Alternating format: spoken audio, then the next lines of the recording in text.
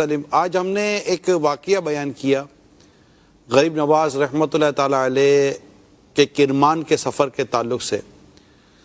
وہاں پر ایک بزرگ کے ساتھ ان کی جو ملاقات ہوئی، اور وہ بڑے نیک درویش مگر ضعیف تھے، یعنی کمزور تھے، اور انہوں نے اپنی کچھ واقعہ بیان کیا کہ اس طرح میں قبرستان دوستوں کے ساتھ تھا، اور کسی ہنسی کی بات ہوئی تو میں بھی ہنسا، تو ایک قبر سے یوں آواز آئی کہ جس کے پیش نظر قبر ہو، دنیا سے جانا ہو، موت کا فرشتہ ہو وغیرہ، تو اس کو ہنسی سے کیا کام۔ اس طرح کر کے مجھے ایک نصیحت بھرا پیغام کسی قبر سے ملا، تو 40 سال ہو گئے میری یہ عبادت کی کیفیت ہے، اور میں وہ پگھل رہا ہوں میں اس آواز، اس نصیحت کا سن کر۔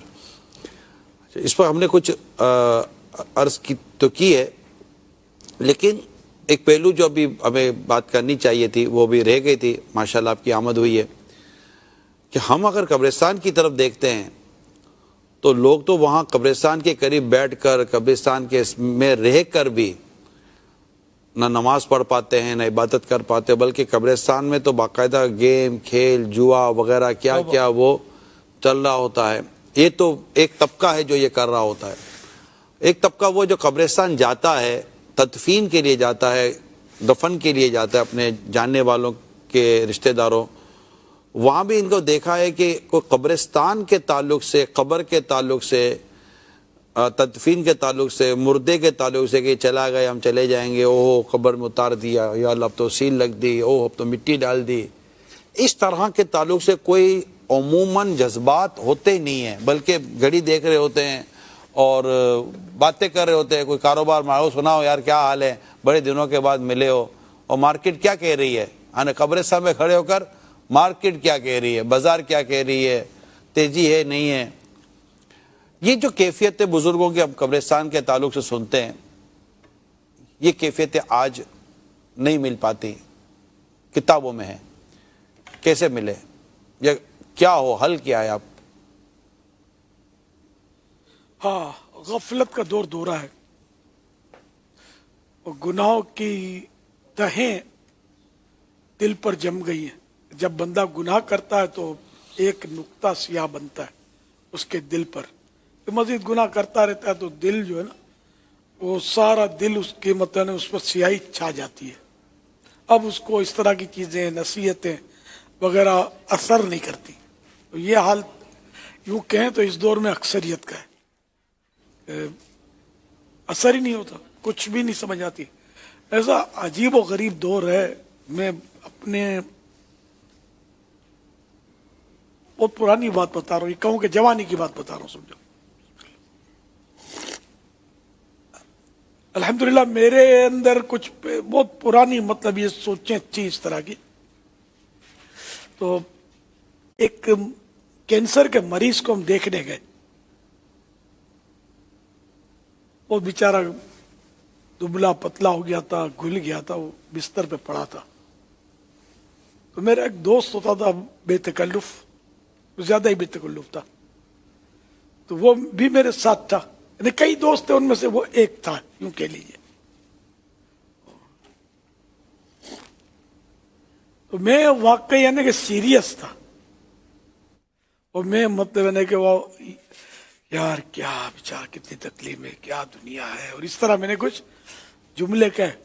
تو اس نے یعنی کہ خلاف توقع مجھے کہا، میں کیا دھڑکایا ہوتا میمنی زبان میں، مجھے ڈراتے ہو، مجھے ڈراتے ہو، یعنی مطلب ہے کہ اپنے ڈرنے والے نہیں ہیں۔ ایک ایسی مطلب دل کی سختی، حالانکہ میرا تصور نہیں تھا اس وقت کہ میں اس کو ڈرا رہا ہوں، میں خود ڈرا ہوا تھا، یوں اگر کہیں تو بھی شاید چلے۔ تو ایسی حالت ہے یار، جیسے بازوں پر ایسا لگتا ہے نصیحت کے دروازے نہ بند ہو گئے ہوں، کچھ اثر ہی نہیں کرتا۔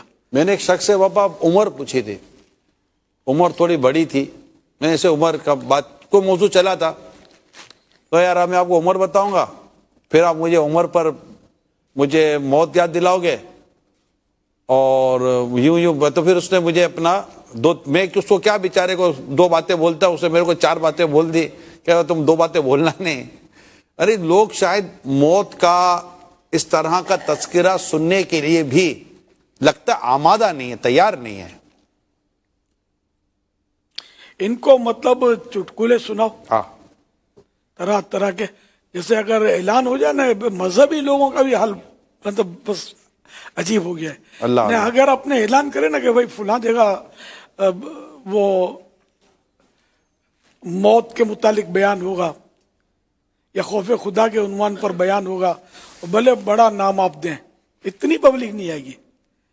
اتنی پبلک کسی ایسے کی ہوگی جو چٹکلے سناتا ہو اور وہ زوردار گلا اچھا ہو اور قصے سناتا ہو، پبلک کے ٹھٹ جم جائیں گے. اگر آپ کہو کہ بھائی میں وضو کا طریقہ بتاؤں گا، نماز کا پریکٹیکل کر کے آپ کو بتاؤں گا، جنازے کے ساتھ چلنے کا، جنازہ اٹھانے کا، یہ سب طریقہ بتاؤں گا، آپ ہوں گے اور شاید جنہوں نے آپ کو بلایا وہ ہو سکتا ہے کہ جبرن کہرن بیٹھے ہوئے ہوں.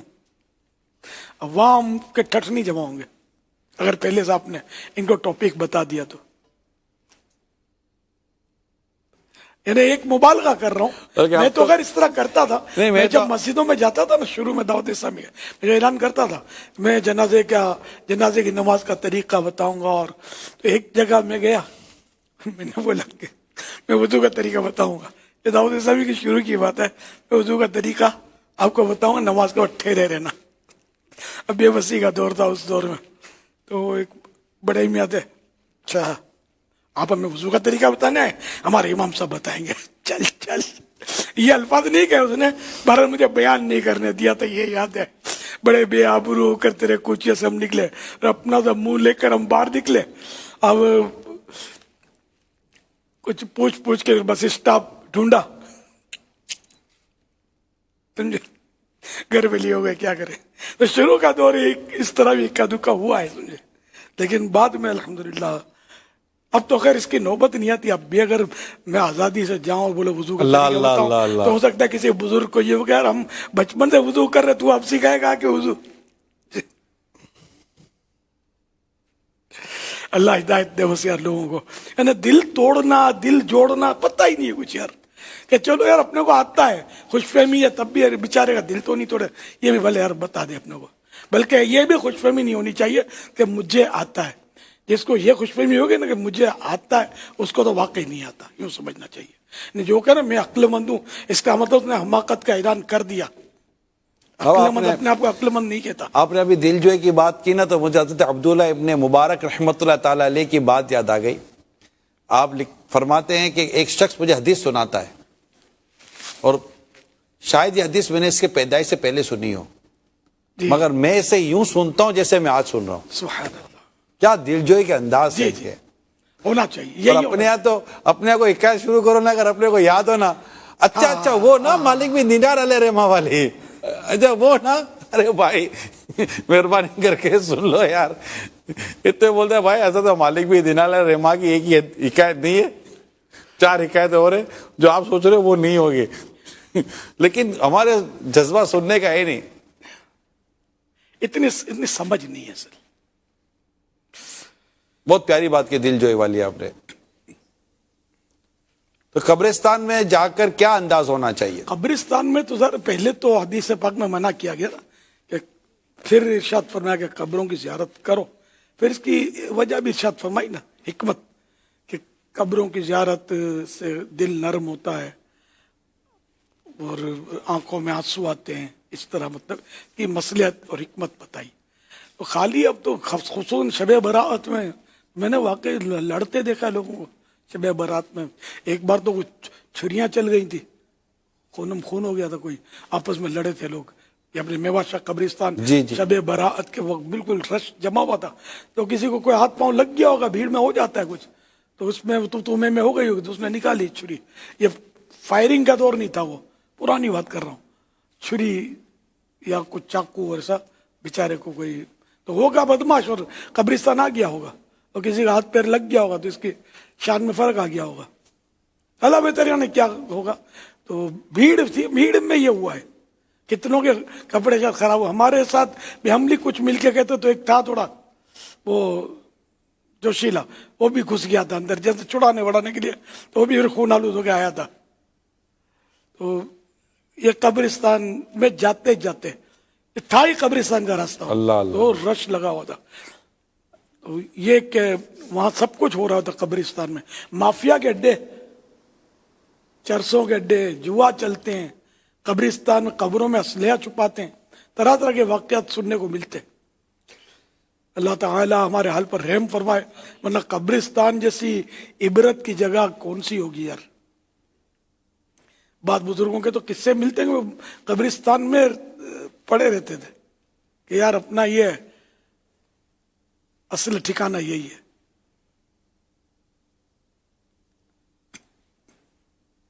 अल्लाह ईमान सलामत रखे, आमीन, आमीन। आफियत नसीब करे और आमीन। अपनी मौत को याद करने का जज्बा अता फरमाए, वरना मरना तो पड़ेगा ही।